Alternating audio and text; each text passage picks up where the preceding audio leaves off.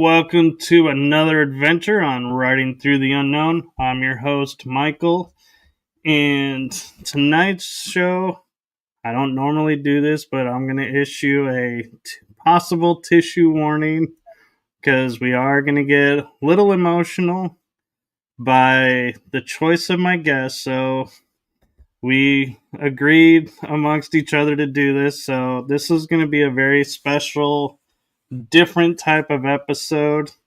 So I hope you all are ready for this. And without further ado, I'm going to turn it over to my wonderful, amazing, awesome, magnificent. I could keep going, but it's Thanksgiving week, so I'll cut it short.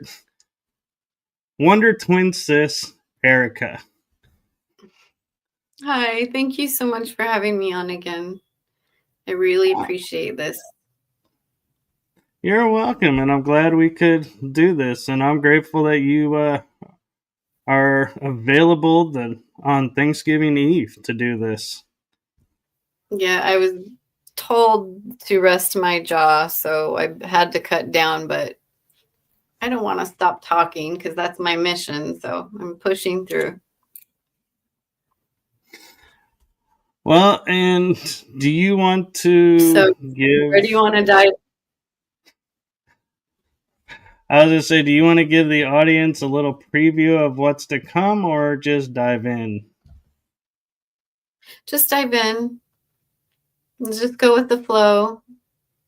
Hi, right. Lily. Well, with that, then I am going to start with the first question. When you were a child, how did it go? Can you describe being abducted in detail? Oh, geez. So I'll start with the Greys, because it was Greys, the military, and reptilian, but the Greys were creepy. This was nearly every night. So me and my sister, we lived out in the country. 17 to 20 acres of vineyards were ours directly around our house, and then everybody else had their vineyards. We were in the middle of nowhere. I mean, the ships that came and took us didn't even need to cloak. Nobody would have seen them. We were so far out in the country. So, and this is how my sister experienced it as well. We originally thought that as kids that in living in the country, things come out at night, bang on your wall. We would hear children's footsteps running on our roof. That was creepy because you can't really, like, we would run in crying and my parents would say, oh, it's just a cat, go back to bed. But I mean, we're talking like you're hearing kids' bare feet. It's different than a cat or a dog on the roof, which we didn't even have. So,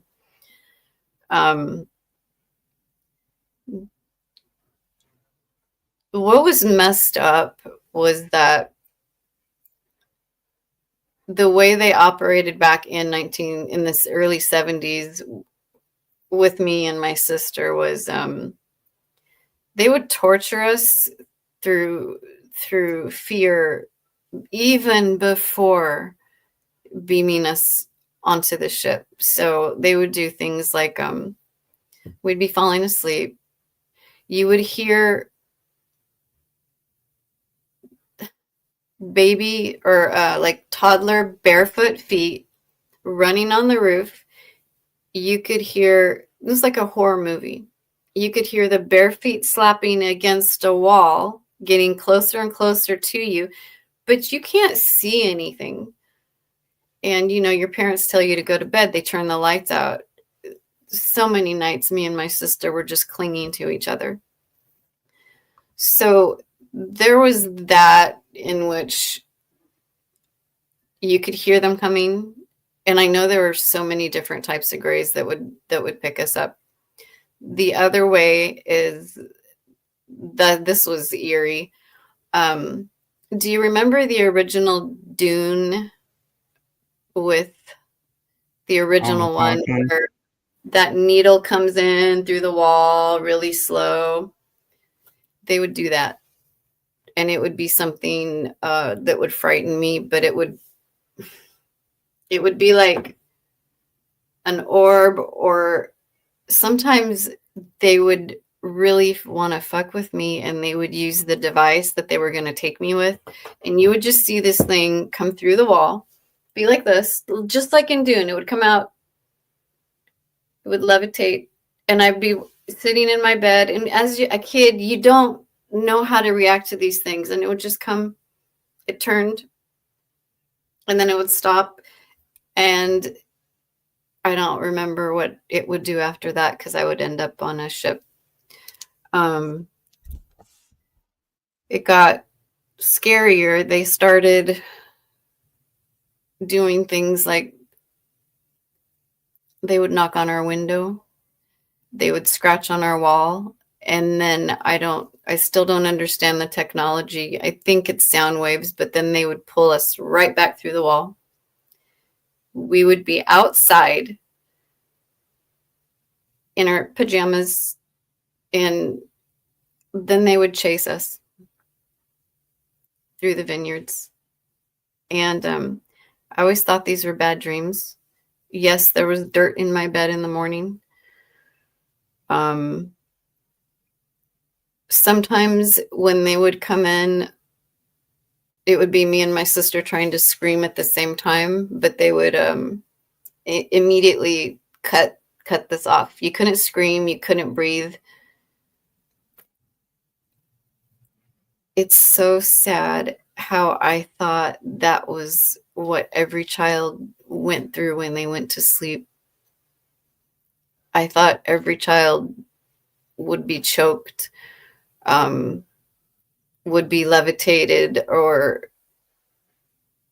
they just did it in a manner that would terrify us even before. Just terror. They were such, I won't say that word, but another thing, the hardest thing for me was, so all I wanted was my parents to love me and see me and pay attention to me and feed me, and all I wanted was my basic needs met from my parents. All I wanted was parents. All I wanted was that love, that acceptance, and I never got that. Now, it's not their fault. They were young, and they were also used by the Greys and military. So they set these things up so that the parents will not pay attention to the kids, and that so the kids, it's just a lot easier to do whatever they want. The abductions would change, and I think that this had to do with the different types of Greys and different types of programs that they were taking me into. There was a few months where they would just beam me outside. And what was weird was that it would be daytime outside to me, and then they would say, levitate. Like, I want to see how high you can jump and if you can hold yourself. Now, these specific Greys were doing this to see which starseeds or galactic envoys could pilot a craft well. So if you can levitate something, your mind will be really good at easily piloting one of their crafts. And they were small. They used a lot of us, a lot of you, to pilot their ships. The worst one, I think, was I would be falling asleep, and they would just, you could hear the silence of the room change. You could hear, we had those thicker carpets back in the 70s.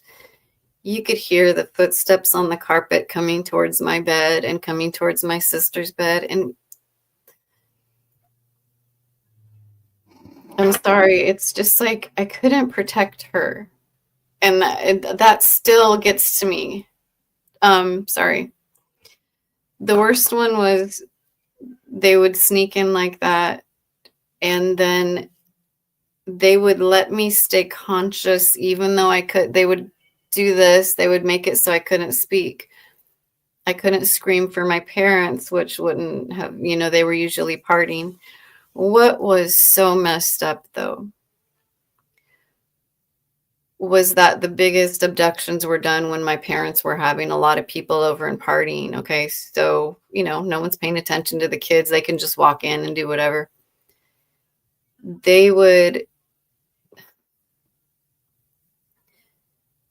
beam me up through the ceiling, and then they would, with the technology they use, the beam, I don't know, is it beam? I don't know the beam technology or how it works, but I would be floating and they would show me what my parents were doing just to make it more painful for me.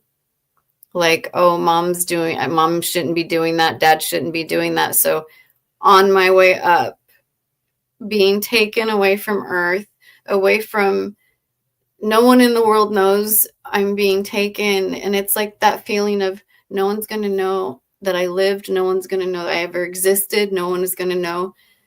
And then as going up, I'm watching my parents have fun and party. And it broke me. And they did that on purpose, letting me see those things. They're so sick. So after, that, I would be thrown, and I think you and I had talked about this because you had a memory. Couldn't breathe, being beamed out, being shown all these things, and then instantly being put in a vat of light blue gel, kind of like if you're in a swimming pool, it looks that blue color. And I would be drowning because I hadn't breathed since I was in my bed, and they pulled me up onto wherever they took me. There was no air. And they would keep me conscious. So I knew I'm choking. I know I'm drowning. I know I'm going to die. And in this water tank that I'm in, I go through the physical process of dying because I've lost oxygen. And then at the very last minute, whatever fluid they put me in had oxygen. I took a big lungful and I realized I could still breathe, but they never did anything gently. They treated us like cattle. I remember the abductions when they started when I was 3 or 4. They would literally kick me with their foot off the ship, and I would fall out through the sky, through my roof, and I'd hit my floor. I'd hit the night table. They didn't care. Okay, deep breath. You're doing fine. Thank you. So, ready for another question? Yeah. Do you have any more questions about that, or do you want me to go into explain anything differently with that? Well, the follow-up question to that was, what frightened you the most about the programs besides the obvious grays and military abducting you? A lot of things.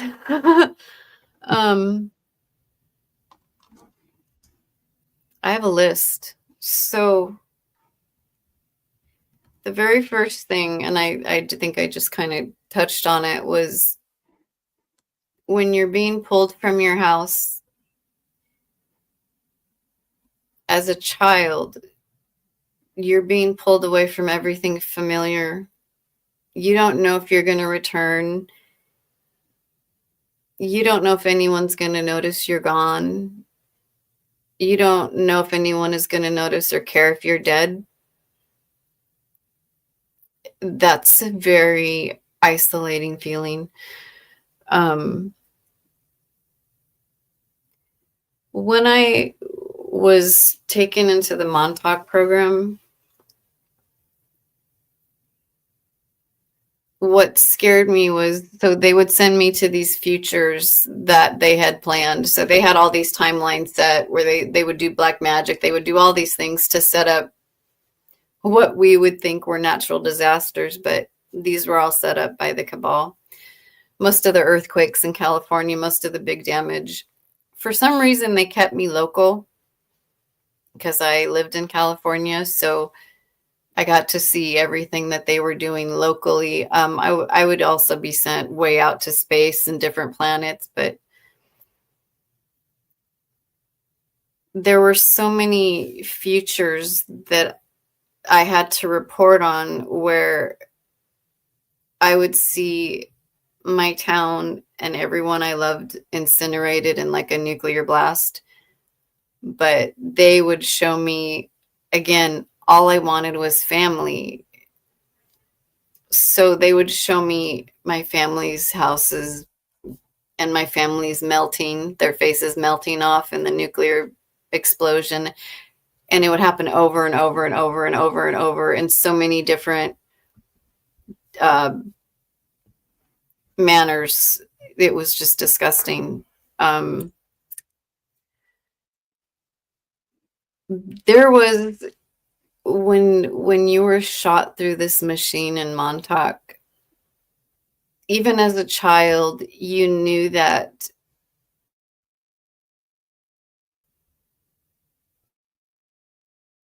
it's different realms, different dimensions, but there's some places that are so far out there, you don't know how to get back. And you know that the people that sent you out there wouldn't know how to get you back. And one of the things I remember, they sent me out, some Draco saw me because they're very psychic. And these Draco put my consciousness in a little tiny box and they ejected it into space. And I tell you, I could see their ship. You could see Earth. I mean, very far away. You could see Mars. You know, being out there so much, I know what the solar system looks like. But I remember being caught in this box and they just threw me away. They just threw me like imagine like somebody on the space station there where they just cut their rope and watch them go. And that person is consciously aware that there's no one's going to save you. No one's going to care. It was so breaking and so breaking me over and over and over again, making me feel like, I mean, they already had me convinced nobody cared about me on the face of the earth, but I still had so much love for my family. When you're a kid, that's all you know. All right, I went off on a tangent. You were talking about what was scary.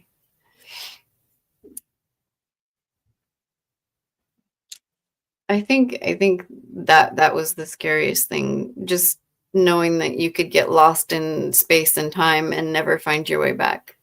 I can't even describe what that's like.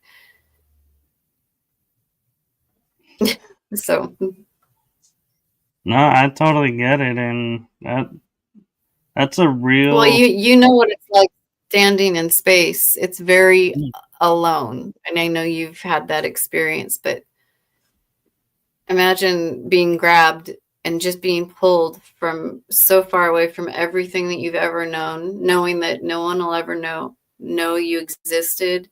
No one will ever know that what you did. No one will ever know what you sacrificed. You're just, Yeah. I can't. It's like we're the ones that created that phrase, no one will hear you scream in space. That gives me the chills. When I was working with the good guys in the Navy SSP, because I do work with the good guys, we were kind of like the police of the Milky Way. We're kind of like the police because we're the elders and we made the choices. And at one point, there were all these beings that had decided they were going to group up and do some kind of damage for everybody. And what we did was we got everyone who was arguing and we put them on the same ship together. We locked them in there. Now these are these are bad, like no soul. They've got reptilians, the ones that they're eating children. They're the really bad ones, but some of the Imperial AI Galactic Federation were working with them. But what we did to it wasn't a punishment. It was like to let them know that we were serious. We put them on this ship all together where they couldn't get out. They couldn't drive the ship. They had no control. We kind of set it adrift in space. And, we're keeping an eye on it. We've got an eye on it, but we're going to let them all work it out themselves while they're in the ship. So, but that was kind of the same thing that the reptilians did to me. I think I saw it similar in a movie with, in one of the Marvel movies with, where he's in space and his spaceship only has so much oxygen. So I knew like I was floating and I would know consciously, oh, I only have 5 hours of oxygen. So you're also anticipating when you run out of oxygen. It was torturous. It sounds like it. And when did you first notice something was really off and your targeting had become physical bleed through? Were there multiple times?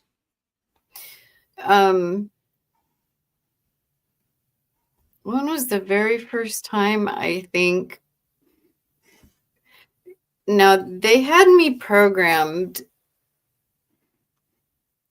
They had a certain sentence they programmed me with, and it was, the moment you see it, you'll forget it. So in my entire life, somebody could walk up to me, do something to me, and walk away, and I would gaslight myself. That didn't happen. But they were the ones that did that. So the first things, I mean, besides the stuff I remembered as a baby, the bleed throughs, like how I knew that there was somebody really after me and it wasn't just my imagination. My daughter was 1. She was teething. I was trying to put her down for a nap. And I heard the key turn in my front door. I lived in a little apartment in Monterey. All I remember was hearing that key and getting so sleepy that I don't remember anything else. Now, I gotta tell you, as a mother, I want to fucking know what they did to my baby. I want to know what they did to me. And this is the only part that I do not have peace with, is like, what were you doing to me and where were my babies? So this one time, I remember one of the guys, it was always 2 military guys. One of them stood over me, and I remember I purposely went and got in my bed like it was like he had ordered me to do it. And I remember seeing one over me and one go to my daughter's crib, and that was it. Do you know, as a mother, what that makes me feel like? anyways, there was that. There were these long distance phone calls to the, I can't pronounce it, Czechoslovakia. I can't pronounce it. Yeah. In the Czech Republic, there would be, and it was always 1 hour, 45 minutes or 2 hours exactly phone call. These long time ago, before cell phones, people, we had dial phones, and you got a phone bill at the end of the month, and it showed you everyone who called, every call that went out. So I found these phone calls. They were collect calls to an embassy in the Czech Republic. They would only happen when I was asleep during the day, or if I was asleep at night. And they were from my phone that was right next to my bed. Now, I even moved after that to a different apartment. Okay, different city. Nobody knew. And I started having the same long distance phone calls to Russia when I was napping or late at night. And again, this is just the phone company's mistake. It was like I was made to trick myself into believing that none of this was real. And I was so good at it. Like, I was so good at lying to myself. What was the question? I think I have more answers for it. The question was about the bleed throughs and multiple times, and you've hinted at quite a few of them. Yeah, so, and then of course the biggest bleed through was in 2022. I write about that in my book. When I woke up, I knew I'd been gone for months. I knew I hadn't seen sunlight for months. I was bloody. I had a fat lip. I had a cut here. I had a cut here. This was swollen. I had been RAPED.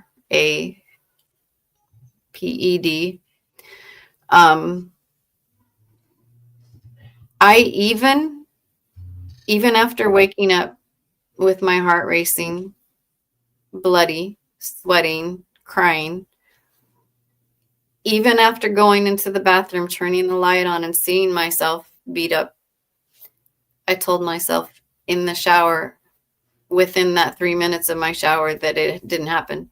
I washed it off and I'm like, it didn't happen. But the sun started coming up, and I went to the, after I got dressed, I went to the kitchen. I had to get up really early, like 5 a.m. So the sun started coming up. I went back in my bedroom, and I was all good. I lied to myself. I was going to show up at work. Nothing happened. But when I went back in my bedroom, I noticed everything on the dresser had been knocked off. All the furniture had been pushed back. And it was that moment. So I was 50 years old then. So I'm talking about, I'm only giving you three examples. There are thousands, but I told myself every time, this didn't happen. This isn't happening to me.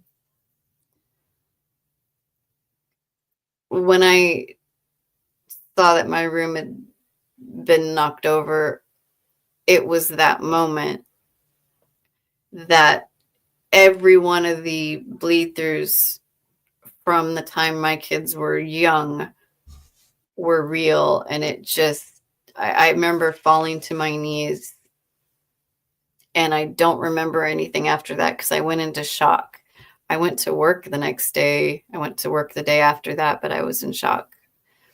So that's when I really, really knew that this stuff that I was fascinated with. I'd read Tony Rodriguez's book. I'd read some of Niara Teresa Isley's book.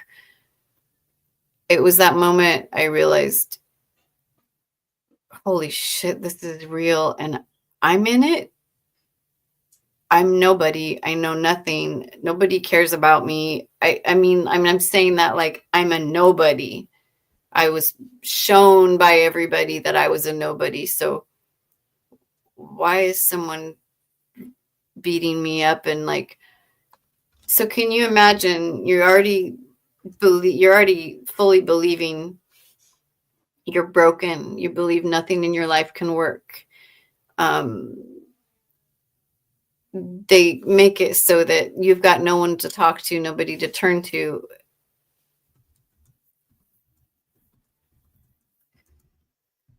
I have to stop. It hurts. You're fine. Take your time. Thanks. Take a breath.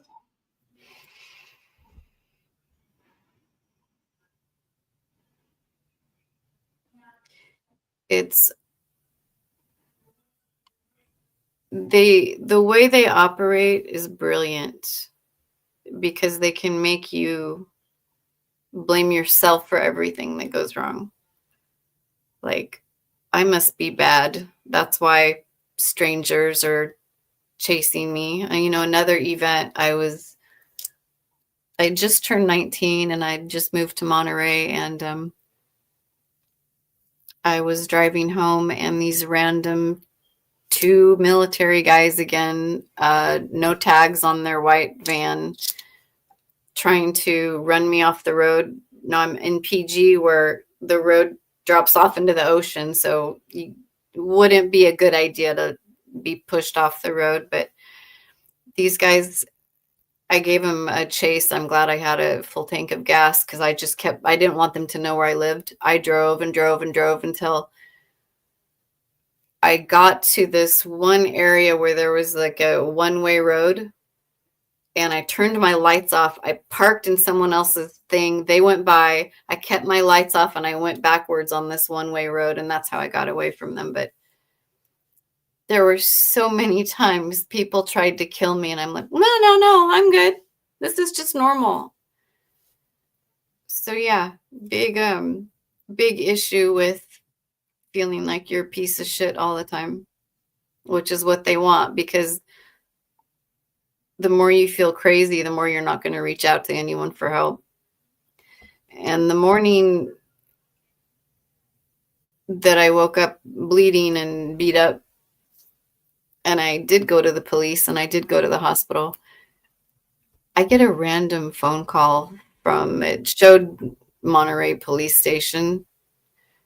And this guy gets on and he says, "You don't want to pursue this, Erica."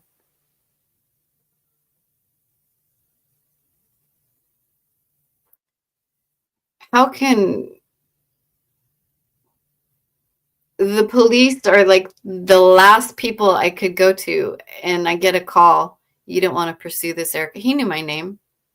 He says, "I know you don't have any support." They knew what they were doing.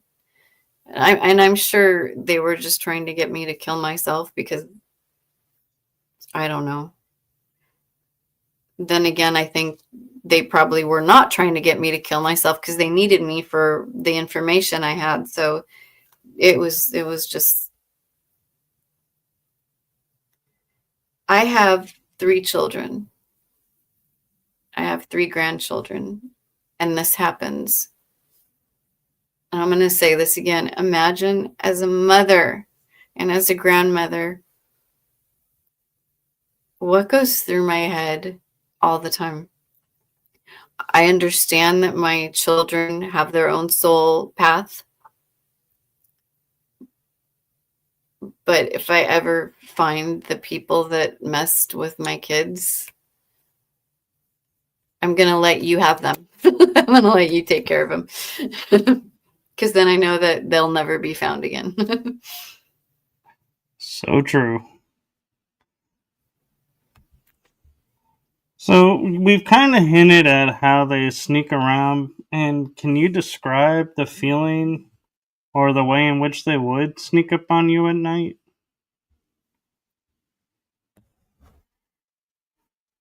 It was always in a different way. So, because once I started figuring out, oh, that's the Greys, they would choose a different method in which to come. By 1986, 1987, the Greys had me convinced that they were my family because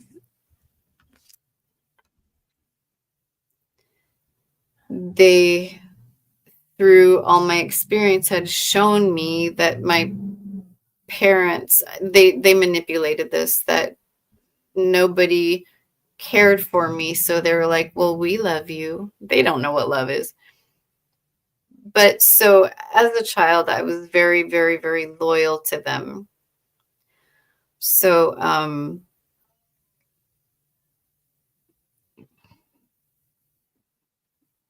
it was always something different.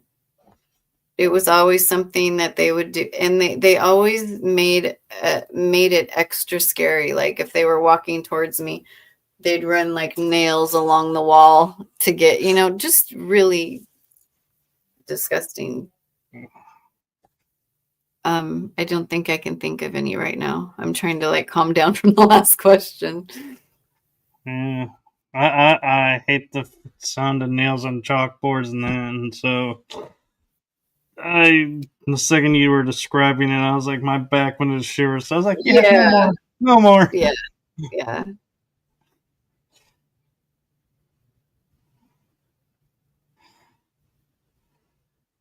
So do you think they kept randomizing it to keep throwing you off, or do you think they were just trying to test you to see how much you remembered?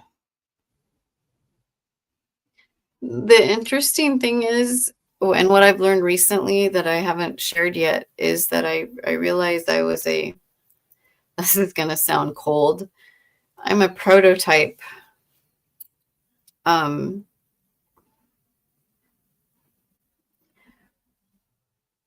The memory wiping didn't work on me.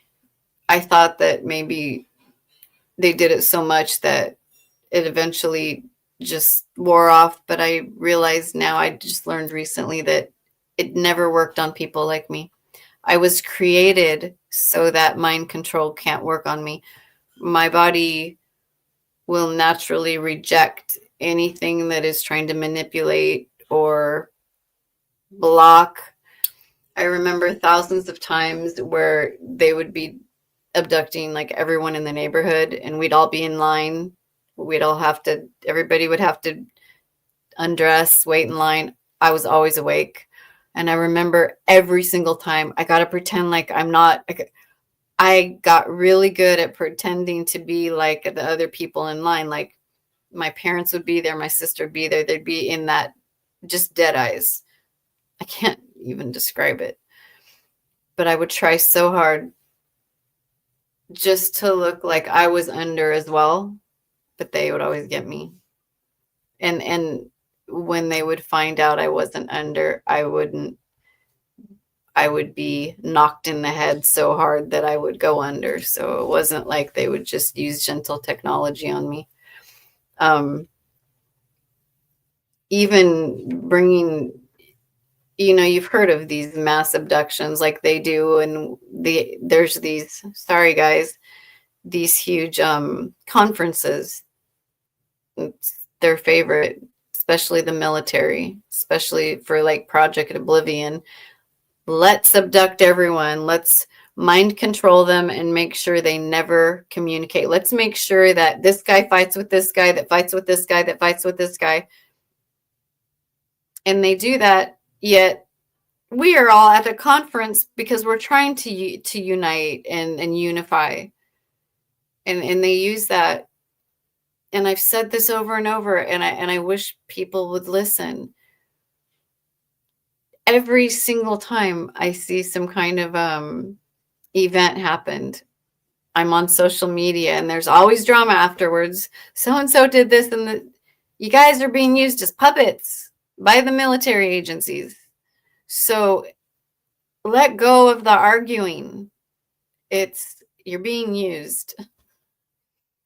That went off on a tangent.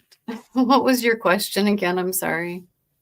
Well, we kind of answered that one, and I kind of want to switch it up just for a second to take a break from all the heavy, Thank you. emotional. And so, was there any programs that you enjoyed as much as that is possible in the slave status of the programs? Yeah. So, yes. And I know that's sick, but when you're a child and you have nothing, and you have no love, and you have no affection, and you have no attention, and that's all you need, is all you want as a child is to fit in. So I was used. I'm trying to think of the year it would have been. I was older. I wasn't like 5 or 6 years old. Probably 8 or 9. I was used as a psychic for a drug cartel, drug running people. And I have to say, and this is going to sound sick, but I felt like they treated me better than anyone has ever treated me in my life, because, and I think this has to do with, because it's South America and there's more of a reverence to oracles and people that can read. So they, even though they drugged me and had me half dead and did all that, I still felt like I had family. And it's a sick, but they treated me better than anyone else had. You know who else treated me really well? When I was sold to the Draco, of all people, in the Kuiper Belt, to be a pilot and to, protect what they were doing. And they would be, if you did your job really well, they were pretty decent. But if you messed up or were late, or they would put you in a hellscape. But I was, I always did my best. I never made mistakes. So I think they treated me. But yeah, it was the cartels that I felt like I felt like they respected me, or I don't know. I can't, more than anyone else ever did. So, leaving Earth aside for a moment, because you talk about operating in space as well and having experiences in space. So, in your book, you describe standing on Mars and looking up at the Earth. What was going through your mind seeing the Earth from Mars?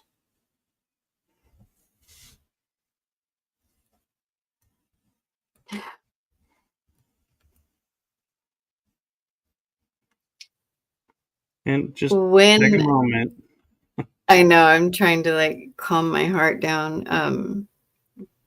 This was the hardest one for me to make peace with. I had a clone of mine. This was so backwards. They had left a clone of mine to take care of my kids, because I had three young kids, when they used me on Mars. Because of how my mind works, and because I can't get wiped like that, like easy, I remember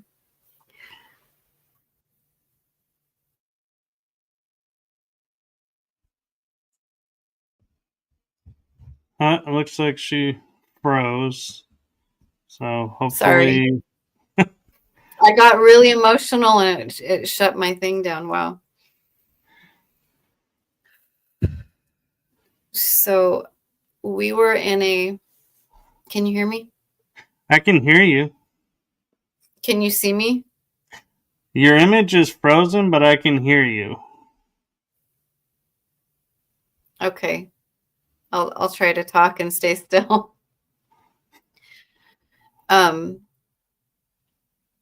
So I had the full awareness. I was in a colony on Mars, the Galactic Federation, and I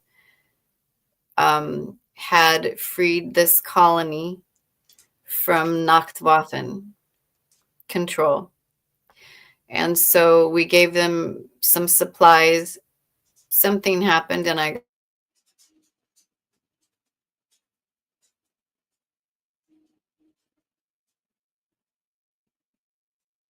disappeared again. Can you hear me? The last thing we heard was you gave them supplies and then you dropped. It's like every time I get really emotional, it goes out.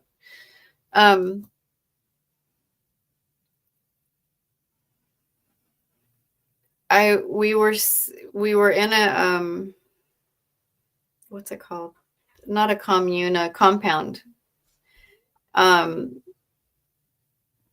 It was a colony that was just starting, but something happened with the Dark Fleet. There was a big fight with Dark Fleet, the Galactic Federation, and also the native reptilians and the native mantids on Mars. It was a fight. We won. I'm sorry, the native Mars won. Nachtwaffen was kicked out and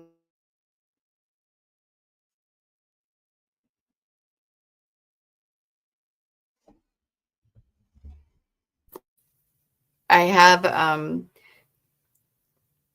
I made friends there, family. We had some things from Earth there because it's not like completely different. I mean, some of the decor is like the 70s and 80s in some of the buildings that were built out by Nachtwaffen. But I was in part where we had built out some buildings above the natural labyrinths that the mantids had created. So we were growing food underground using hydroponics. The labyrinths had their own natural energy that ran through it. So you could make food. It was fascinating, completely different of how it was.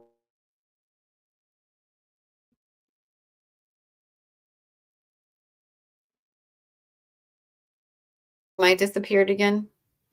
I swear, it's every time my heart starts beating. You're talking about this making is a hard food. one. It is, and just we'll take our time with it.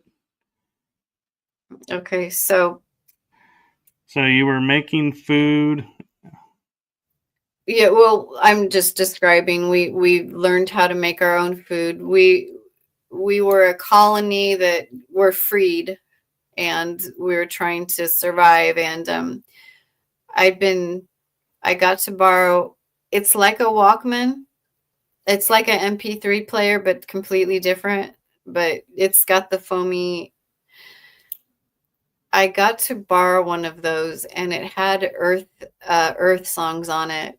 And I climbed up to the top.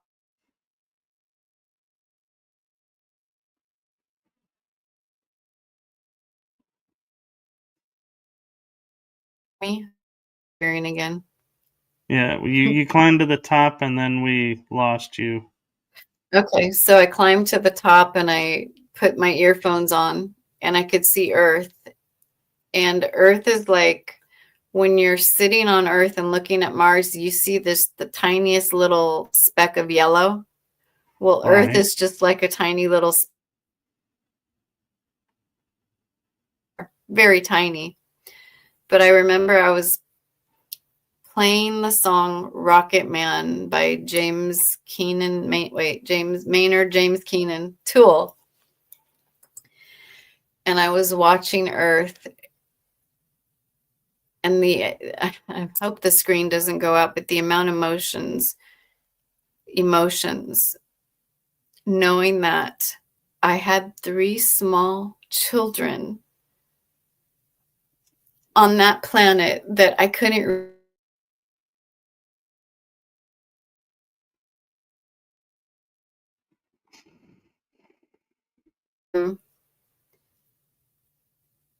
I just knew my kids were there, and I can't tell you, you're on a whole different planet from your babies, and you know it.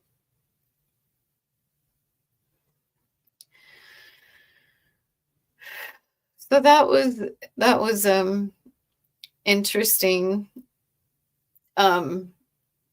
It was about 2023, and I was driving in Monterey, and that song came on the radio. And that's when I got the memory. And that was hard. But I mean, you just, it's a mother thing. I mean, it's hard enough to know that your babies are.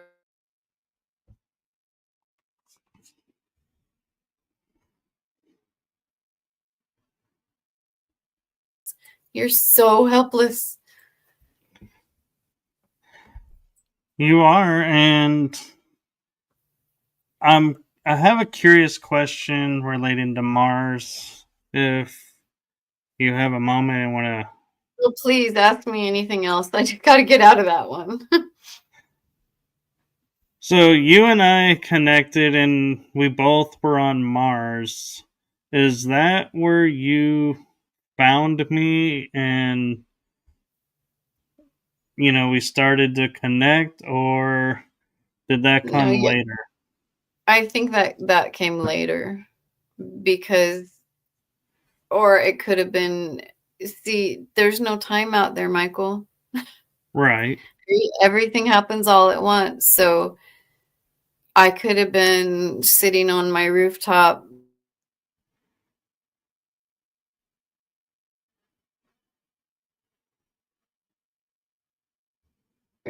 We were walking out in the desert going to get your lightsaber under where you had buried it. There's no time, so I really can't tell when, but if you would ask me right now, I would say that our connection feels much older than when I was on Mars. I feel like that might have happened at the end of the Orion Wars or the Electrical Wars. Okay, and since we're talking about seeing Earth in space, what what was it like to see the Earth in space, and what did it look like to you? How would you describe it? What do you mean? Like, what does the Earth look like? Like if I'm standing with giraffe? So, when you're in space on a ship or standing Okay, on a so planet and you look at the Earth, what do you see? How does it appear to you? all of the planets in the galaxy, spheres. There's. I hope somebody can play this soon, but there's this music you hear out there. You can actually bring it on the speakers on your craft, but there's a sound that the spheres make. Right, And I the say music of the spheres. spheres. They're spheres. They're not perfectly round spheres. Some of them look like it. Like Earth is a little bit. Here, I'll draw it. Earth Well, is your like. image is frozen, so Oh, great. if you want, I can try to reset you to see if we can get your image back. Am Or I do back you now? wanna... Your image has been frozen this whole time. Oh, really? Yeah. Yeah. Okay, yeah. Do you want to pause and put me back on? We'll try that real quick. It just it'll be a brief second, everyone. Okay. Okay, that did not go as planned. What She happened should now? be. You have completely disappeared. I can hear you, but you I can have see no me. image. Yeah, It's that the strangest thing right now is there should be an image there. this It's happened on saying there's an Michael image. Sala. This happened on Michael Sala. I don't even think he's going to be able to.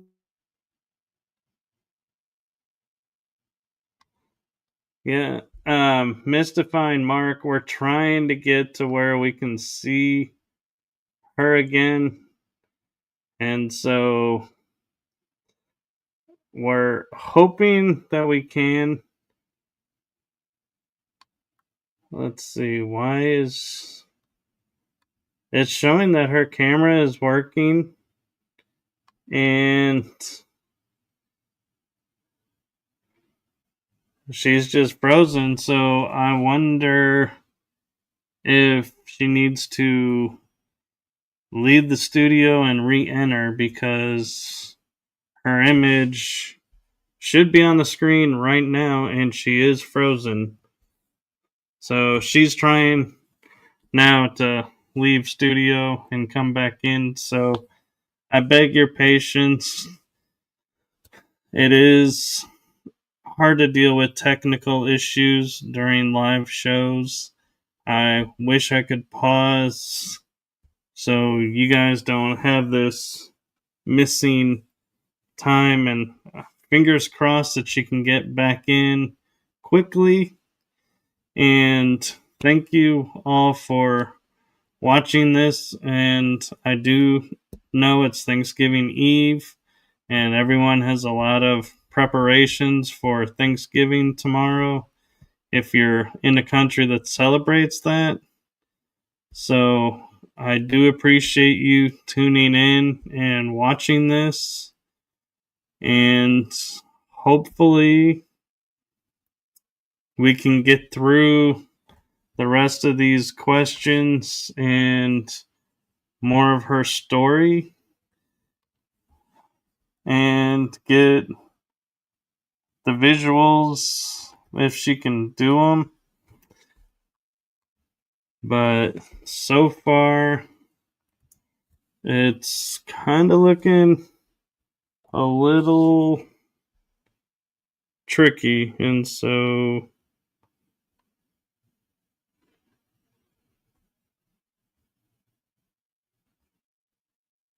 let me see if I can get a hold of her.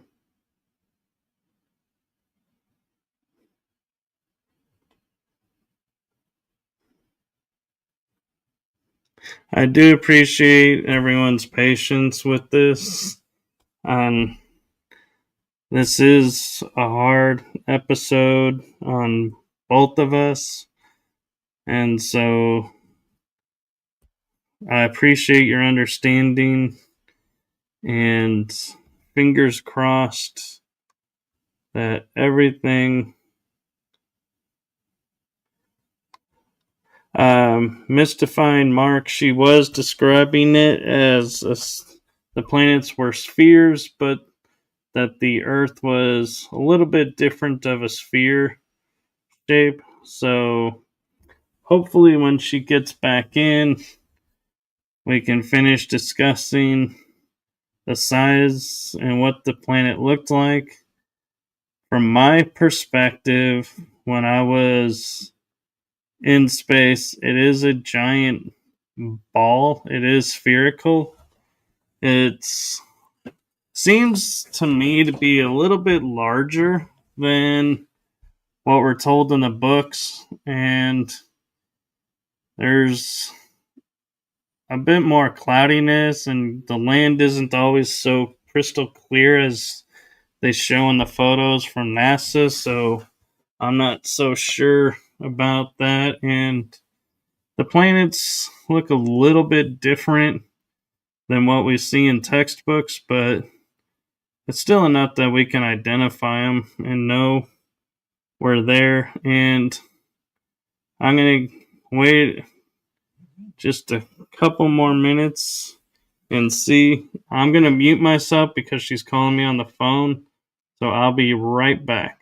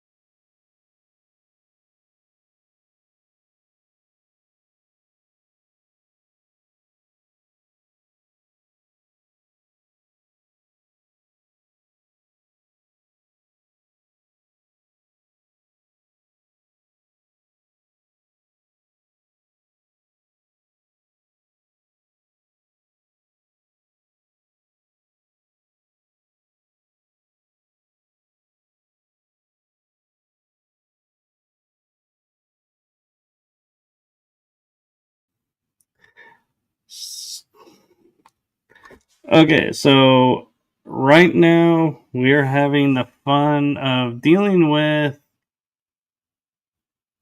She has no internet, even though other people in the house have internet. The computer is not accepting the Wi-Fi. It's like it will, and then it shuts it off the second she tries to get on the show. So we are trying right now to troubleshoot that. So I just wanted to give you all that update. So if I come back and I'll either come back and announce she's coming back, we got it fixed, or we may have to do a part 2 to this episode. So just give us a moment and we're doing our best. And we appreciate everyone's patience. And Alice Star 1, I agree. They are messing with her, and it is a bummer. So just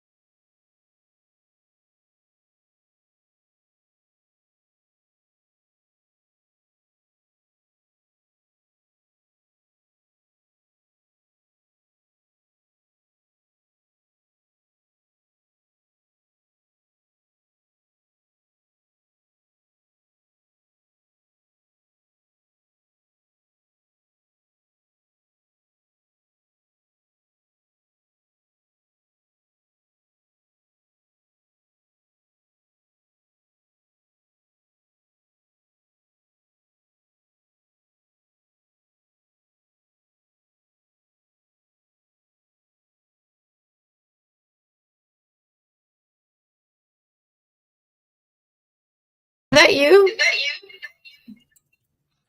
she's back. So, okay. So you we can were hear me? yes, we can hear and see you now. So So we were yeah, I'm talking using the about same Earth. internet that everyone else is using in my house. Everyone else in my house, it's working, but not me.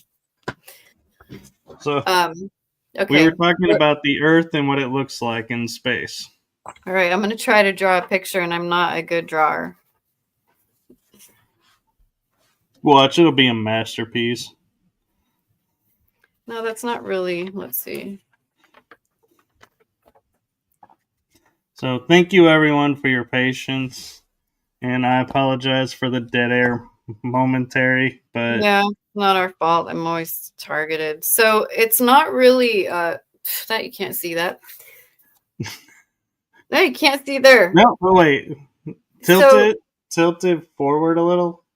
There we go. Now we can see okay, it. so it's not round, perfectly round. So the tops are kind of like, because there is a way to get in Antarctica, and but it's not perfectly round. It's like lumpy.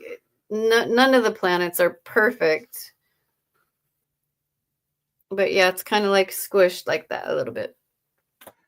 Yeah, that's about how I was describing it, to where Okay. they're spheres, but it's not like perfect sphere, and Yeah, but there are it's more spheres. cloudy, and the land isn't as clear to me as they show in the pictures. But No, it's very cloudy. You can't like, you know how they show you can see America, South America. You can only see clouds, and you have no idea what part of Earth you're looking at unless you're looking down directly at the North Pole, which is fascinating because the toroidal field goes in.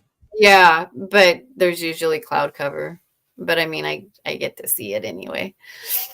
And we were also discussing how none of the planets look like their photos in the books, but they're close Oh enough no, that you can figure not out at all. what is what. And what I'm hoping with because I don't even know how NASA is going to try to hide Three Eye Atlas on December 19th when it goes over, because how can you hide something that big? I'm sure they'll try, but But I'm really looking forward to us getting our true history about what the planets really look like and how things really are, because nobody knows the truth at this point. I agree. And I have a question for you that this is one that I just thought of actually literally before we came on. So I think you're going to really like this question. What was it like meeting your dragon for the first time?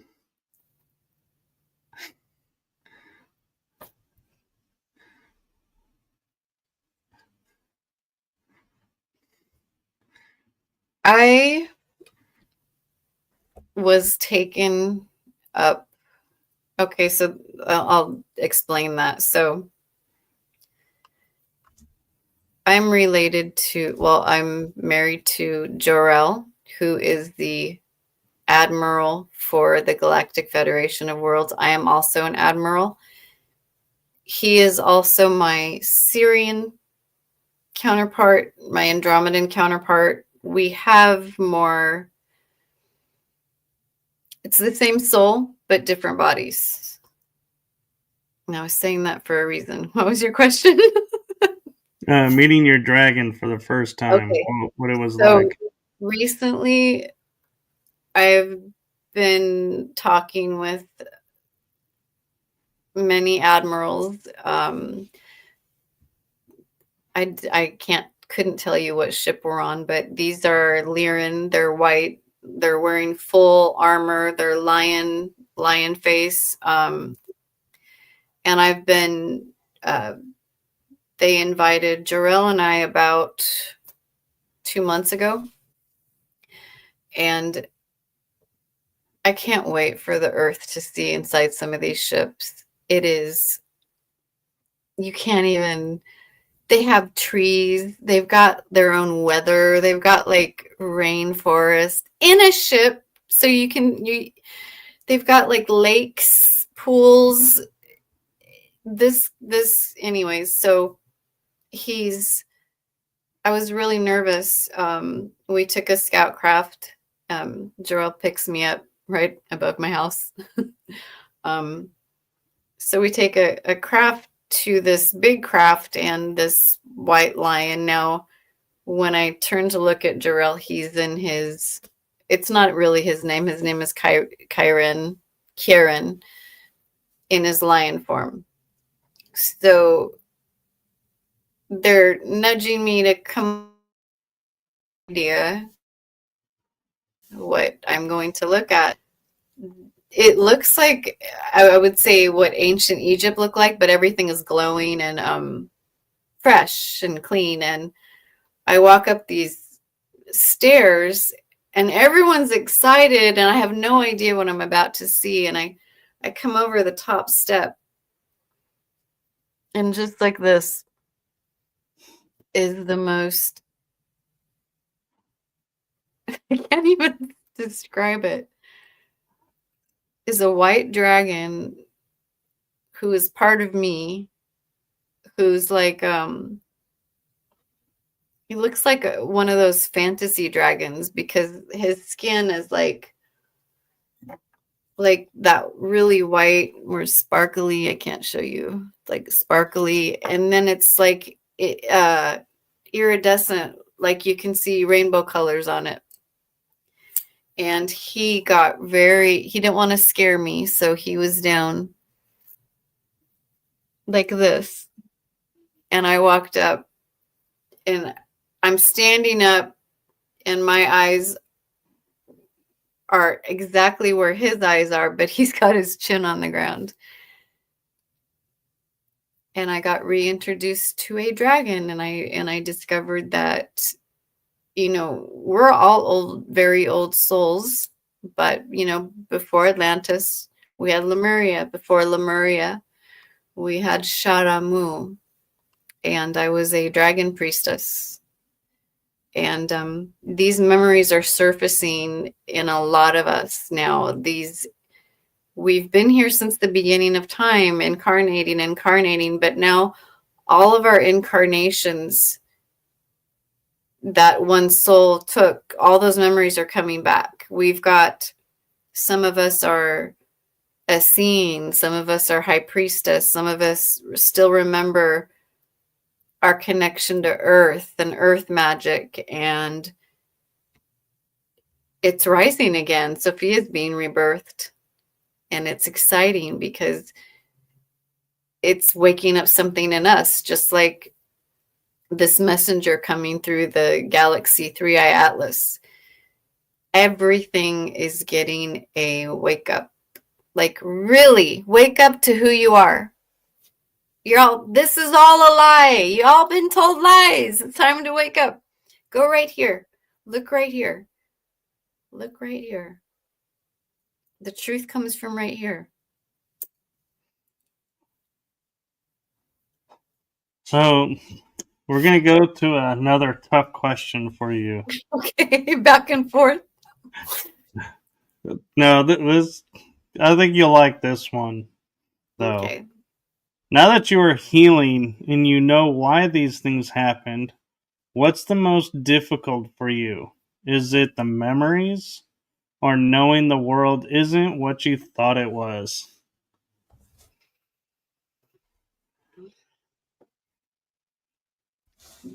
This is really difficult. It's gonna be really hard to talk about, even to you, Michael, because we talk every day. You're one of my best friends. Right. I talked about how in the programs they have me so isolated that you're just so isolated. It's not good. So I'm experiencing that in a different, very lonely. For example, let me just talk about a regular night for me, okay? So I have my clients. I finally finish my clients. I go have dinner and I get my hot chocolate. I get my blankie. I get my candles and some music, and I go outside and I always watch the stars. And I annoy you with texts.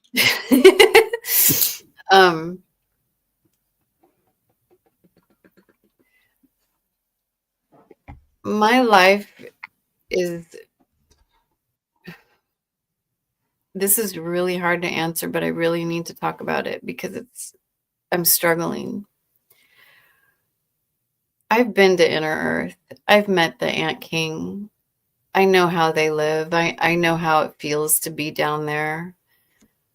I know what it's like to be one with my Syrian family and the connection we have and the unity we have. So my regular night, okay, I'll go outside, I'll watch the stars, I'll talk to Jorel or Kieran or whichever aspect is available. And anytime I ask, no matter what, if I need them to come, they'll come. Okay, if I need an answer to a question, and this is, when you're a child, this is all you want. You want to be special. You want to have magical abilities. You want to be able to do things that other people can't do, right? But okay, so I get to go on these ships. I get to go see places that are beyond mind-blowing. I get to experience states of being that are so blissful. I get to sit on the edge of the space view on the station above Earth, and I get to have quiet, and I get to just watch the planet. These are amazing, amazing things. Like being able to fly near Jupiter and feel that energy. Every morning I wake up and I've been places that, and this is the hard part, there's no one I can talk to about it. As much, no, I know, but as much as you and I are best friends, I can't say,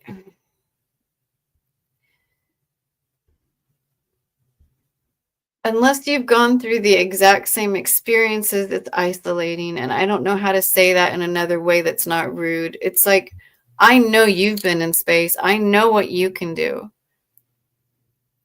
But I would love to be able to wake up and call someone and say, I was just in this arc, and this is the technology, and this is what we're going to do with it, because I'm excited, and the person I am, I get excited about what is helping humanity grow, and I get excited about where we're going because so many good things are happening. I have access to looking glass technology, but I can't talk about it. I hint. I act silly. Sometimes in a silly way, I'll say things, but it's like having magic, having, like, you can fly, you can do all these amazing things, but you can't talk about it. You can't tell the soul. Right. But that's, and I said this, I think, on one of your other podcasts, that's the responsibility.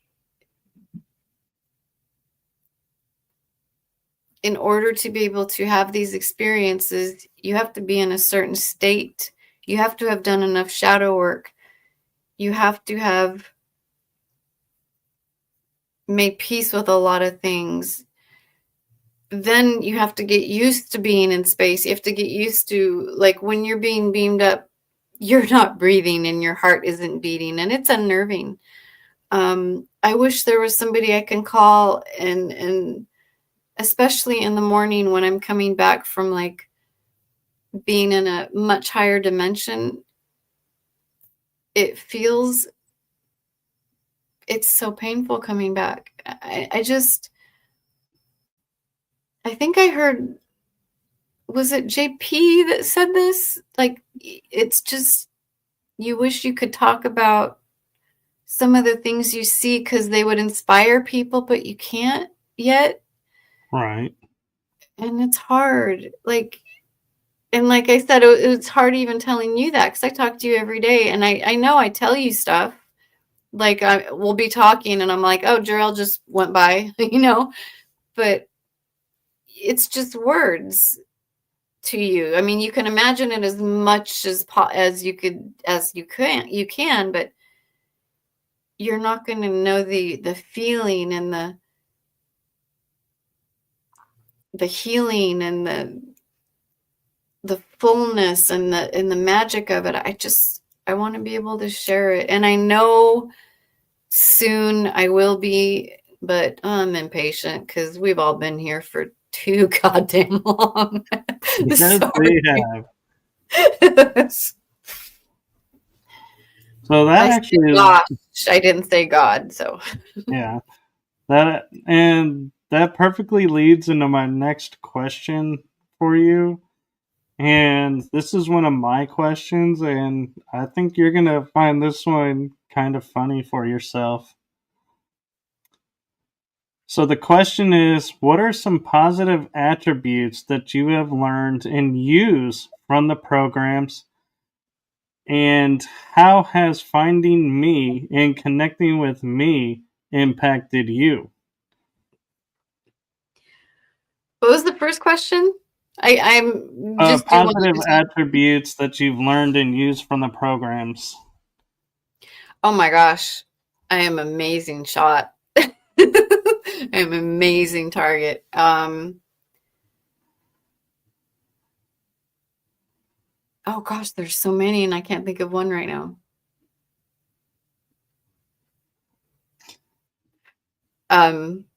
Being able to read a room, being able to, if I want to know something, I just send my consciousness there and know it.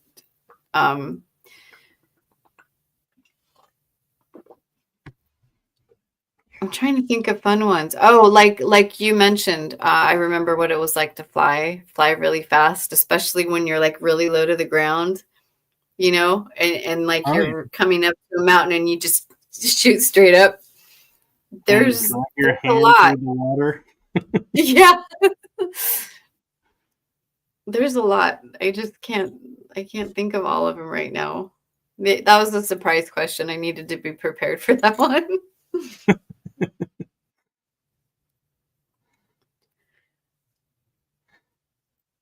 And how has finding me and connecting with me impacted and changed, if at all, how you view everything now with You the programs? really you inspired me to want to, well, first you were the one that gave me this is gonna sound wrong. I always say everything wrong. I was gonna say you're the one that gave me the balls to do my YouTube channel, but that's not right. I do not have balls, sorry. But you gave me Oh, you do have your own way. you gave me the courage to want to, and the inspiration to want to talk about this like it's normal. Like, I want to talk about this because this is what's real in my life. I live a double life. The people I live with have no idea. Like,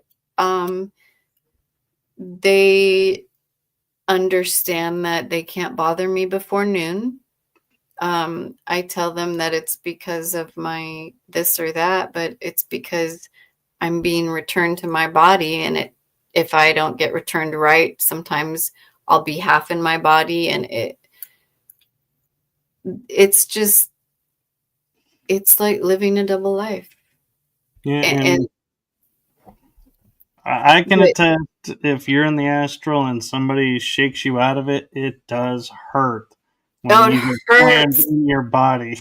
It's like being shot with buckshot Yeah. all over. Yeah. And like even this morning, I just hate waking up in the morning. I just want to cry. It hurts so bad. I just sit there and I bite, I hold it, and I just try to breathe through the pain. Sometimes it takes up to 2 hours. So I don't know how these other people are saying, my space travels are making me feel beautiful, because they're not. It's not good for the body. You should hang out with me more in space than. No, I'm kidding. No, no, you scare me. But you also helped me understand that when people on Earth focus on something with psi abilities, it's real that we can get stuff done. I remember almost a year ago where I had the remote viewers were cloaking and coming into my room and messing with me, and we courted them, followed them back to their building, and burned it to the ground. And remember that day I drove by that building Oh, weeks yeah. later, and I'm like, oh my God, it was burned to the ground. And I took that quick picture for you. So exciting, besides the fact that you helped me with absolutely everything and you are a translator for my awkwardness. It's been fun to be able to do these things with you and actually get results. It's real. Yeah, it is. And for me, the benefit is both of us understand what we're talking about, so we don't sound loony and crazy. And like, and when we don't know how to put it in words, we know how to put it in words. It's like, after a lot of laughter. oh yeah.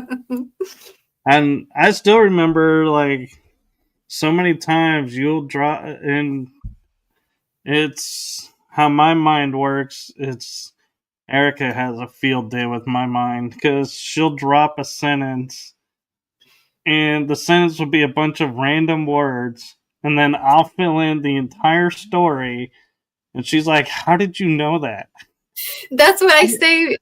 What did I say earlier today? I told somebody that I told Renata because I'm going to be doing a series of stories and teaching people how to. Anyways, I'm creating this huge thing, and I told Renata Duma, because she's going to be working with me to create these classes. She's going to be helping me get this information out and teach people about all kinds of targeting, about all kinds of, how to stop this, how to avoid that, my labs, everything. So we're going to cover things that have never been covered before. But I told her we had a misunderstanding because I'm very confusing. I always make a joke that it's because I'm autistic or neurodivergent, but I said, Michael is my autism translator. So I said, I called him and I told him what you said and he translated it for me. Now I understand what you mean. So my bad. But really, back to that isolation that the military, they didn't want me to be alive to speak. They didn't want me to speak. So I'm doing it, but I'm doing it awkwardly. And you're not doing it awkwardly. You're doing it the Erica way. Awkwardly.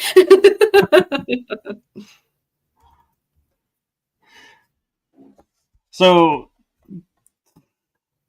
how people, so I want to make something a little transparent because we've been throwing around some terms that in some moments where it may not make sense, of like when Erica said I surprised her with this question.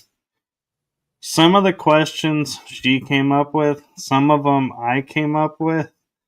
So this was all designed to trigger memory and share to a certain path in what's going on right now. So that's why when she says, "Oh, I'm surprised by this question," that's because it came from me, and she didn't want my questions in advance. So, and I think that's fair because don't want it scripted, and we like the surprise interaction, and we get each other, so it's, I know how to ask things in a certain way that will guide to the right where we're going, and make levity where when it's getting too heavy. So that's part of our Wonder I Twins. know. I got so close. I'm like, I'm not gonna cry because I just don't want to cry anymore.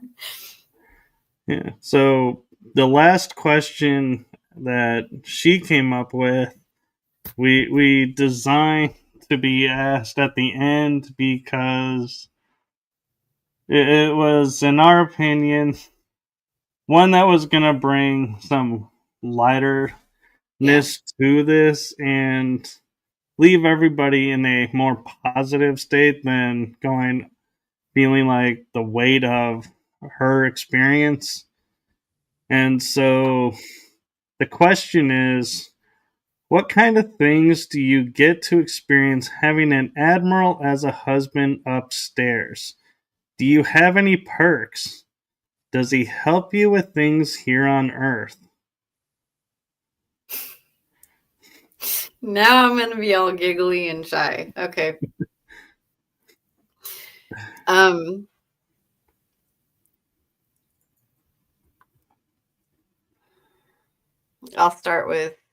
I'll just tell the story about, did I tell this? No, I didn't.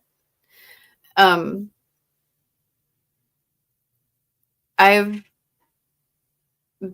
known about Jor-El. When did I first really meet him? Like when I knew it was him was probably 2021.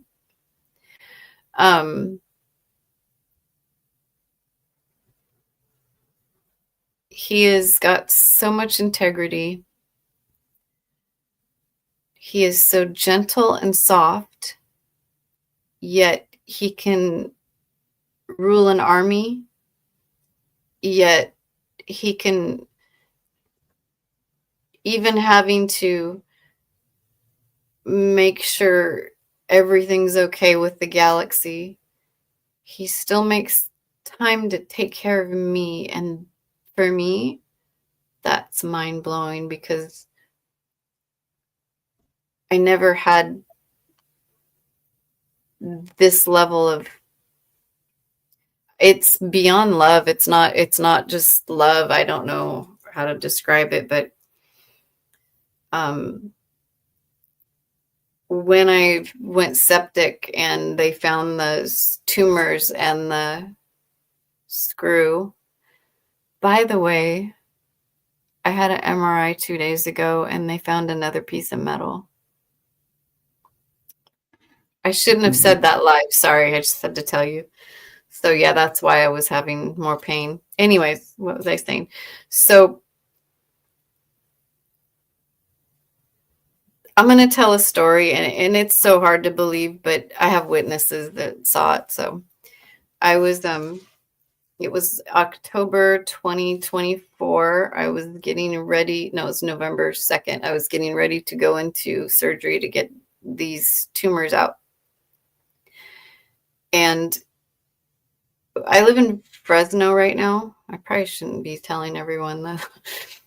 It's really ugly here. There's always chemtrails. There's always dirt in the sky. It's the worst pollution. It's kind of like LA, but more ghetto. The day of my surgery,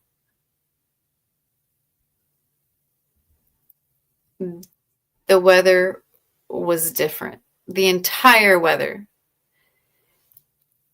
I mean, we had 6 straight months of just horrible. But the day of my surgery, blue skies, white, big, puffy clouds. It was, I'm going like, did we like jump to a new earth? They're prepping me for, so I'm on the top floor of community hospital, and they're putting my IV on, they're putting my hair up so that, getting me prepped. I'm begging for the medication because I'm so scared. And I stretch and I look out, and the window's right there. And I look out,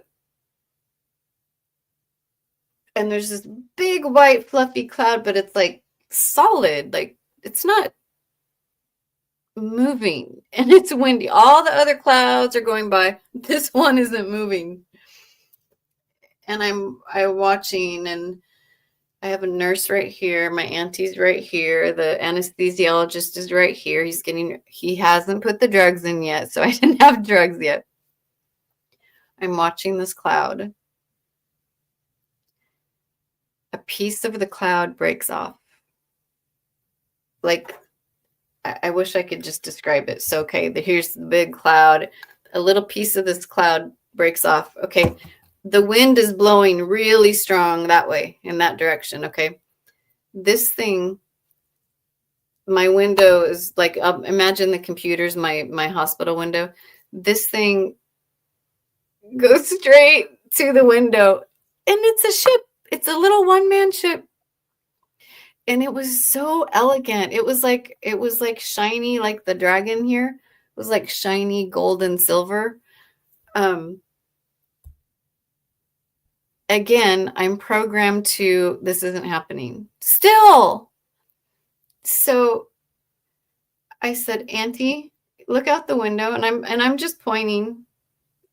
And so she peeks out, and she goes, she was joking because she doesn't believe in any of this. She goes, oh, look it. She goes, a spaceship's going to watch over you. She's kidding, but she sees it. It got closer and closer to my window. And then when the anesthesiologist and nurse heard us and they peeked out the window, it went up. So they looked out. You could only see the cloud. So they get back doing my thing, comes back down. That's when I'm like, I said, Jarrell. And then I got a flash. That moment, I couldn't stop smiling. Like I'm septic and I'm going into a surgery I probably won't make it out of. And I'm giddy, just giddy. Just the idea that somebody would change the weather patterns, the atmospheric whatever, just to be there to give me comfort for my surgery. They also knew I wasn't going to make it. So they put this ship right above, we're on the top floor. It's right above, I could sense it, but I couldn't see it. The surgery room. And I remember this, even though they put me under with the Versed. They put me under. The moment they took the tumors and the metal out, I was in his arms. And I think this is I can't say his name right, Karen, who is also Jor-El, but it's his lion version. It's a higher dimensional version. He's carrying me and he's running down this hall. And I'm just happy. I've got drugs in my system. I don't know what's going on. I'm like, oh, I died. So my head's hanging because, he's holding me. And I'm looking and I'm watching these crystal clusters go by in this hall. So obviously I'm on the ship because these ships are like mines. They're alive. They've got crystal clusters. They're like a big brain. Anyways, I hear a woman yelling, get her in here quick, get her in here quick. And he's this booming voice, I'm going as fast as I can. And she's like, you're not fast enough. And they're arguing about me. I look up and when I realize it's him, I'm just so relieved. And he sets me in this med bed. Okay, I was in a med bed. It had I'm trying to look for like things that could. It had a gel that was this color, this blue. You know those foot gel insert things that you put in your shoe? It looked like that, but it was a table. And you lay in it and you kind of sink in the gel and it recalibrates your cells. So what it did was it took a lot of the infection out because it was so bad. So as soon as the surgeons took it out, I was sent up to a med bed.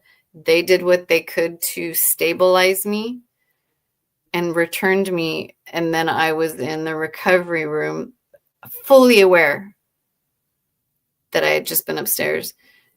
Now I get on I'm feeling amazing. Okay, you don't feel energetic, happy, excited when you get out of a major surgery, but I was on cloud nine.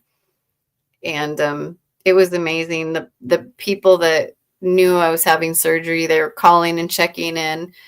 3 of them said that they psychically saw everyone around me. They saw me go up. They saw me get help. So I had the surgeon, the anesthesiologist, my aunt see the ship.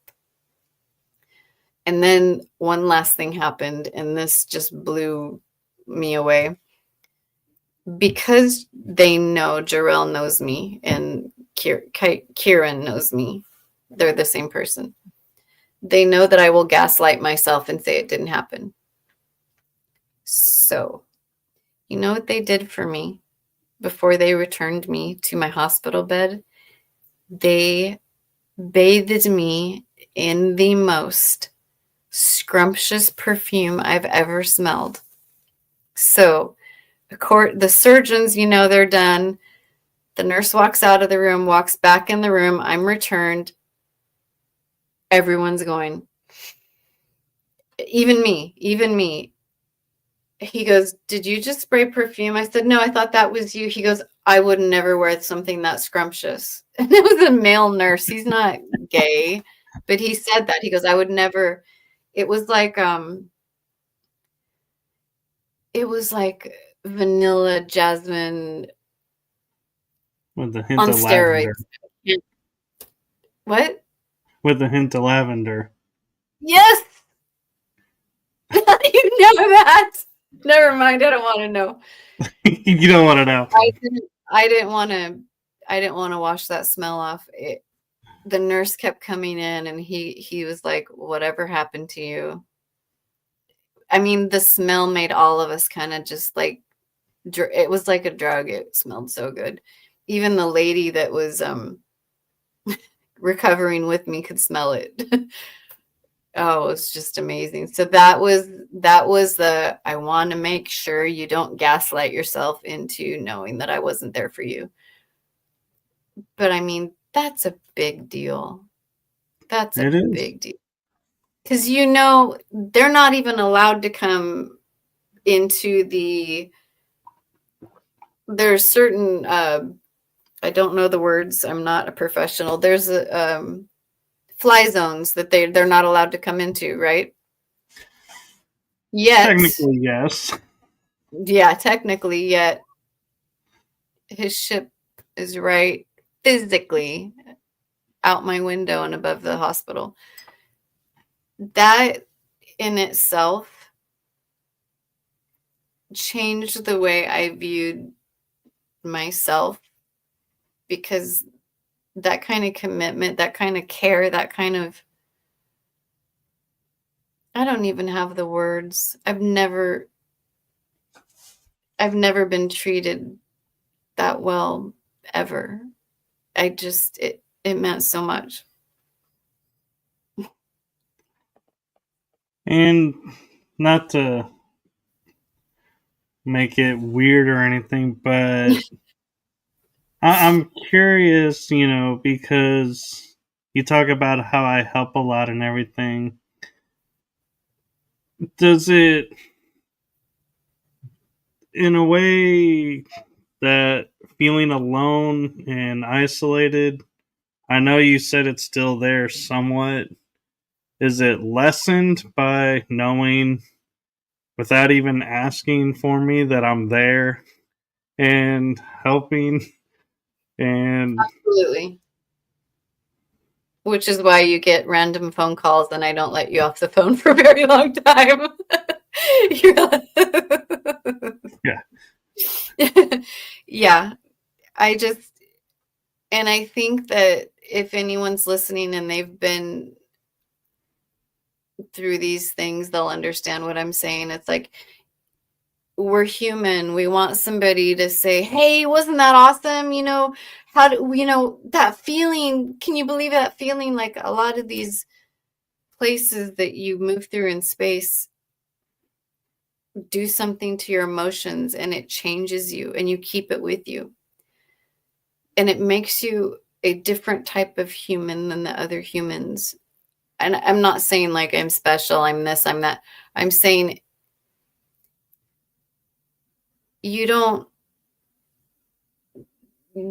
do drama anymore. You don't play in the petty games. When you can really step back and look at Earth and think,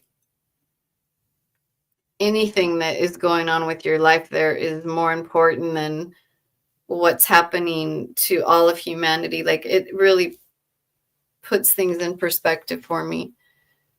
Yeah. My situation on Earth, whatever is uncomfortable for me, that's nothing compared to what needs done and what's getting done as far as saving humanity. I mean, look, right now, we're done. We made it.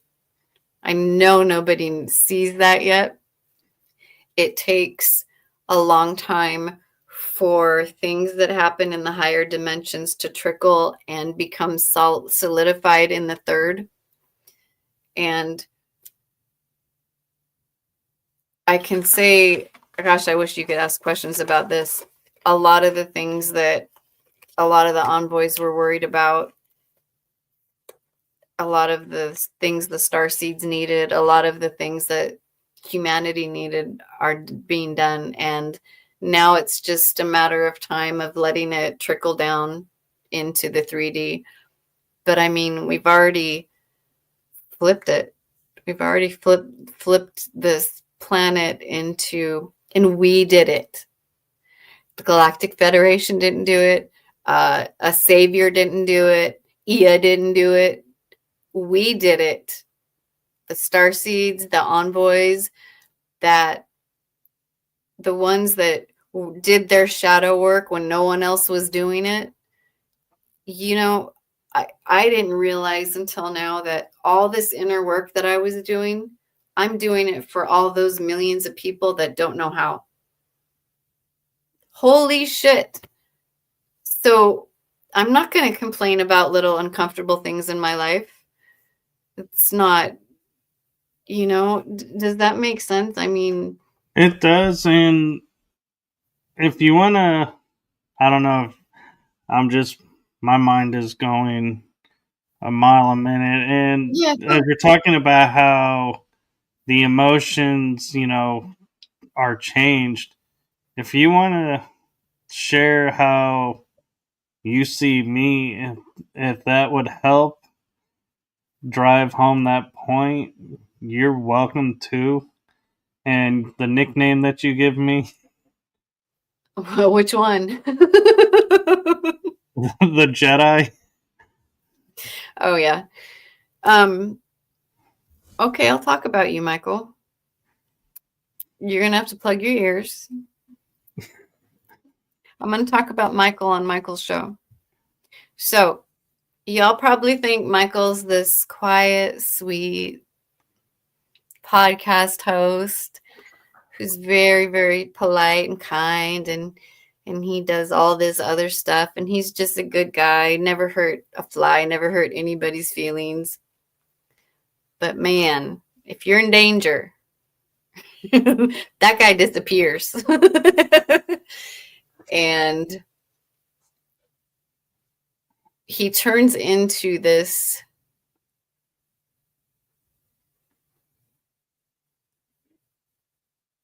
elder Jedi who knows absolutely everything about the universe. Michael blows my mind. Like, I wish people could see the side of you, that side of you that there were a lot of times I was really, really, really targeted. And I'm talking about people don't really understand. We're going to have to do a show where we describe what targeting really means. I'm talking about you're getting RAPED, you're getting lifted off your bed, thrown against a wall, you're waking up with drugged bruises, that kind of targeting. And when I started calling Michael for help because I was so beyond exhausted and beat down, and he helped. Like, I would see things that were coming at me either blow up, evaporate, or be shot out. Yeah. Too bad you don't have like there's not a training. Maybe you could start a training for the, training for Earth Jedis. What do they call them? Younglings? You could be their trainer. Really, you Younglings. could. Well, younglings are the elementary school, just starting. Padawans are the apprentice type. The terms in Star Trek or Star Wars. Sorry, wow. I slapped in the face for that comment. But Star Wars are actually correct. That the terminology they use. Mm-hmm. Well, a lot of it's correct because it's the story of what happened to our solar system. But yeah, and so we're actually approaching the 2-hour mark. No. Okay. Yeah, actually. Well, We went a little bit longer because of having the oh yeah, that's true. issue. I And have a few announcements. Then can I make my announcements? absolutely, I was just gonna turn it Oh over to no, you for that. I froze and I look scared. And now your Oh, picture just disappeared. Now you're it just an says avatar. your browser has lost connection to your camera. Well, we can still hear you, so let's What you was can I gonna share say? still at least. Hey, everybody, if you need a med bed, just ask out loud before you go to sleep. Everybody, every one of you has a galactic team. If you need healing, you got to ask for it out loud. Say, hey, you know, my knee's swollen. If you could do something about it, I want to wake up without this pain.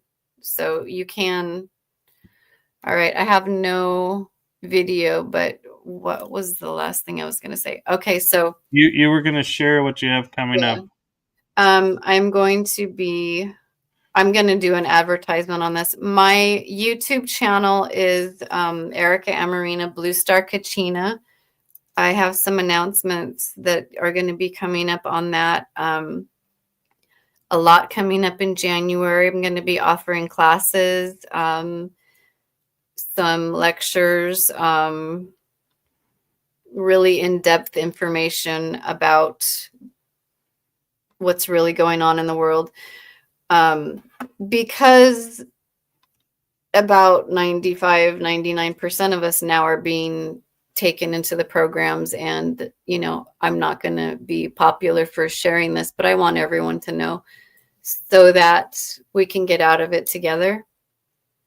My website right now is ericaamoreena.com. I have my first book out. It's called Girls Stolen, a collection of memories. I am working on finishing my second book. That should be coming out at the end of this year.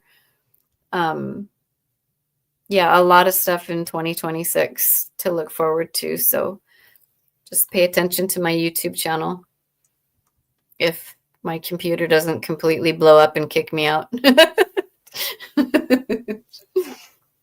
Cross your fingers.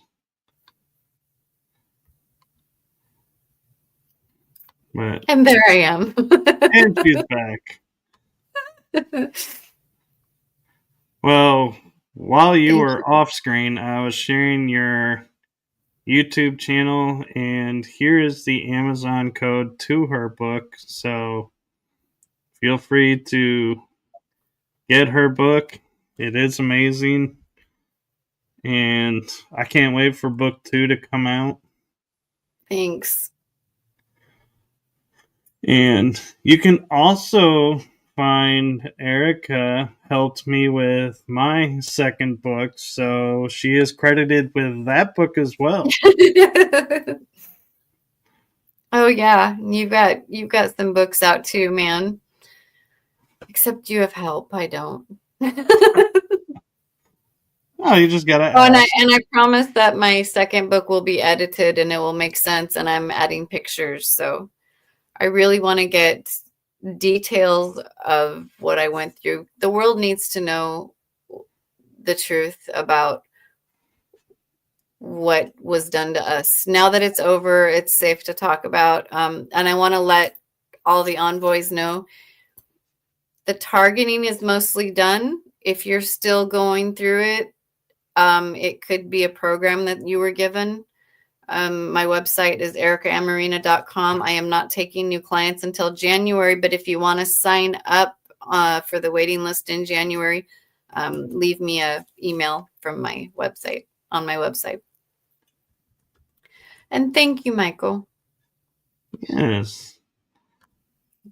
Did I spell it right? I can't see it. It's not coming up on my screen. EricaAmoreena.com. Yes. Woohoo! Yeah. Oh, well, Alistar1 says thank you. Thank you. And thank you for having me on. And sorry about the interference that they'll just never going to leave me alone. Oh, we're used to it on this show. So Yeah. thank you. Thank you to everybody. And I want to wish everybody that celebrates it and those who don't celebrate it anyway. Tomorrow is the great day of thanks. I kind of think every day should be that, but it is. Every day should be that. But I think tomorrow isn't like a holiday. I think it's a fun time to get together with loved ones, eat a lot of food because food is amazing, and be thankful for things and really, really think about the things in your life that you want. We have, yeah. I was saying, as Erica knows, there is one word that is, I can't go without saying it. I say it to her all the time, and I think I'm driving her nuts with it. But it's a day to renew our hope and remember that the hope is what's putting us through, and so it is, and that's what's required. I don't know if it's called hope or faith, or I was told a long time ago, verbatim by Jarrell, if your hope survives, your destiny will arrive. It was part of an Olivia Newton-John song, but he meant it. He said, if you can stay in your mind in that state, you're set. You're set. If you stay hopeful and you stay in your heart, nothing can go wrong. And he was right. I'm just laughing too at the kind of humorous side of here I am, hope, right to you, and now your destiny's coming up, and so is mine. Anyway, this is how we are on the phone, people. This is really how we talk. No, I'm a lot goofier on the phone. But thank you so much for having me on. I'm sorry about the technical difficulties. You can blame the actual military. Yes, it's always to the military. Thank you for ruining my audio and video. Well, and with that being said, I know I say this to you all the time, but I'm going to say it anyway. My heart and the heart of my show to you, thank you for what you're doing for humanity. Thank you, Michael. That means so much. Thank you. You're seen. I think you're the only one that knows how hard it is, yeah. Yeah. And you're not alone. And with you're that... Right. And I hope you don't, I hope didn't take that wrong. Oh, no, I know what you meant, because I have stuff that I don't talk with you either about, because it's hard to put into words. Yeah. But we all need to start talking about this, because this is reality, not what we've experienced. Everything's been a lie. Big change is coming. Big change is coming. And the hope that everybody's been asking for is coming. Actually, it's here. It just has to hit us now. It's starting.